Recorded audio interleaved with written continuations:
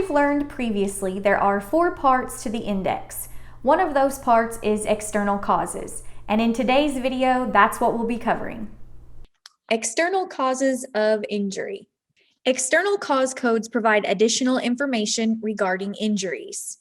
They are useful for data analytics purposes, such as identifying trends and tracking the volume of injuries caused by certain activities like skateboarding, skydiving, or animal bites. However, these codes are never used as primary diagnosis codes. They are always sequenced after any codes for actual medical diagnoses, and it's typically for the injury. For example, if a patient was to be bitten by a dog and suffered a wound to the hand, the diagnosis code for the hand wound would be sequenced first, followed by the external cause code for the dog bite, which gives more information about how the injury actually happened. Reporting external cause codes varies from state to state. So, for example, some states may report all external causes for injuries, and other states may not require this. And then there are some insurance plans that outright reject external cause codes. So it really just depends on your state and what insurance company you're billing to. External cause codes may be required on claims that deal with motor vehicle accidents or workplace injuries. So they may be necessary under these circumstances, even in states that do not require the reporting of external cause codes. The best thing to do is check the policies and procedures at the facility in which you work. Steps to locating codes. Identify. Identify the extenuating circumstances surrounding the injury. There are 4 possible codes that may be included to fully describe the external causes of an injury. If each of these circumstances is known, then 1 code should be assigned for each, for a total of 4 codes. Once the 4 components of the external causes have been identified, then you're going to look up each one in the external cause index and find the individual codes for each component. And these 4 components are the injury mechanism, patient activity, place of occurrence, and patient status. So I'm going to go over these briefly. The injury mechanism is the way an injury happened. So, for example, if a patient fell off of a ladder and fractured his ankle, the injury mechanism would be the fall from the ladder. This code answers the question, how did the injury happen? The patient's activity should also be identified. The activity is what the patient was doing when the injury occurred. So, for example, if the patient was painting the outside of a building when he fell from the ladder and fractured his ankle, then the activity is painting. And this code answers the question, what was the patient doing when the injury happened? The place of occurrence is where the patient was when the injury occurred. This should be as detailed as possible to describe the specifics of the location.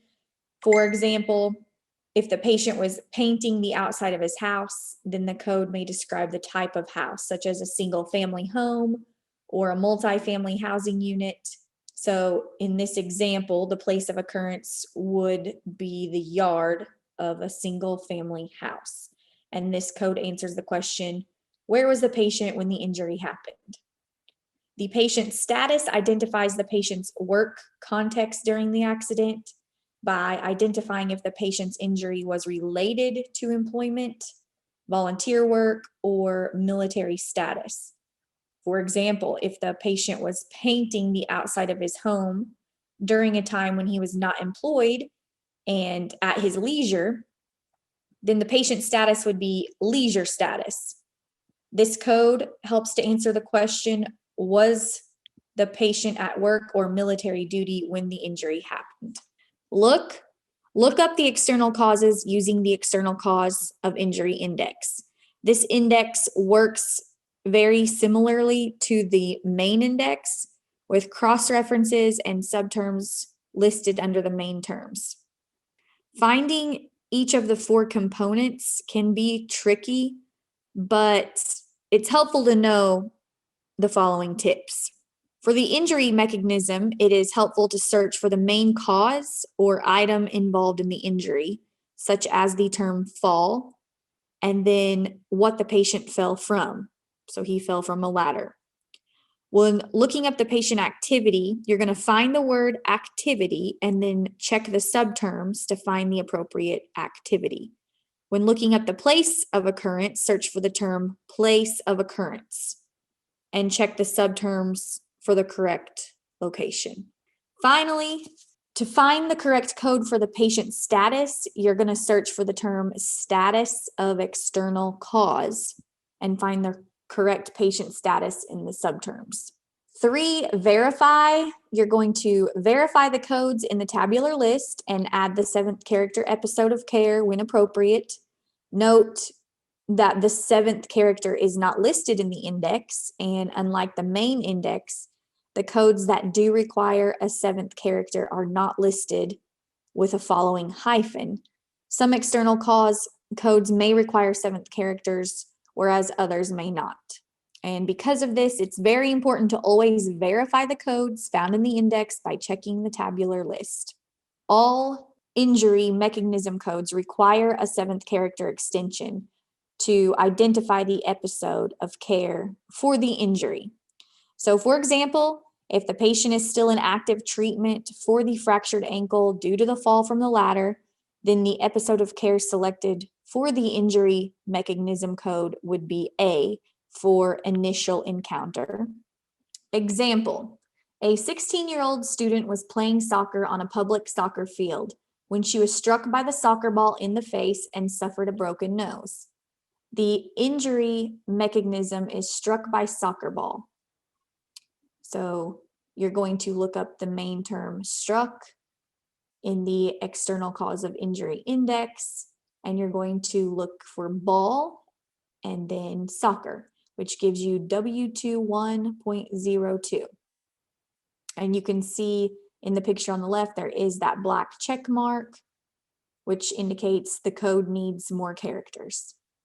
So once I look that up in the tabular list, I'm going to look for category W21, and then I'm going to find the code W21.02 struck by soccer ball. You can see that it has the blue box to the left of it with a check mark, an X, and the 7th character indicator.